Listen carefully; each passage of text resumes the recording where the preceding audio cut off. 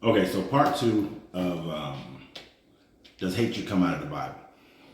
I found this comment that coincides as well, where my man Greg Anthony, on the last part, he was saying if Christians didn't go on murderous rampages years ago, the people who are Christian today may not be Christians. The evil and the good of the group go hand in hand. Very fair statement considering how Christianity expanded. I covered that on another video last week about why Christianity is still here. But Alfred, he said, murderous rampage to wipe out the Muslims that were trying to kill them. Open a history book before you spew your oral bowel movements.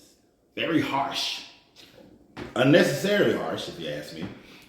But they both have somewhat of a point.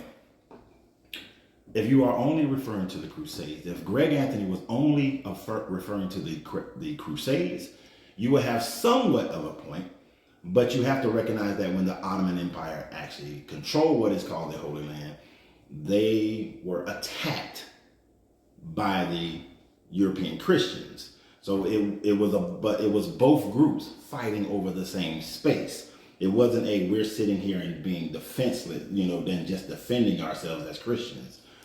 But if we really want to talk about the murderous rampage of Christianity, then we can go and maybe you should open up this history book, Alfred, and look at the fact of what was done in the Congo when Belgium, Leopold, came in and murdered tens of millions of Africans and pushing them to convert over to Christianity. When you look at the transatlantic slave trade, when tens of millions throughout the whole 400 years were murdered and killed, especially, well, not the whole 400 years, let me not say that, but in that first couple of generations, those first 100 years, when you're taking people from Africa, bringing them to the Americas, when you're taking indigenous people and you're forcing them into Christianity at the tip of a spear, a gun, a whip, and using violence to make people Christian, simply so that you can maintain control over them. But even within that, you're telling them that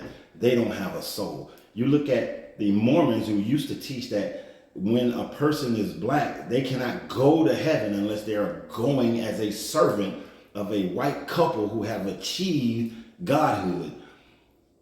Christianity has been used to maim and murder millions upon millions of people throughout Africa, throughout Europe. Even Theodosius, 480, killed millions of Gnostic Christians in order to convert Roman government into Christianity.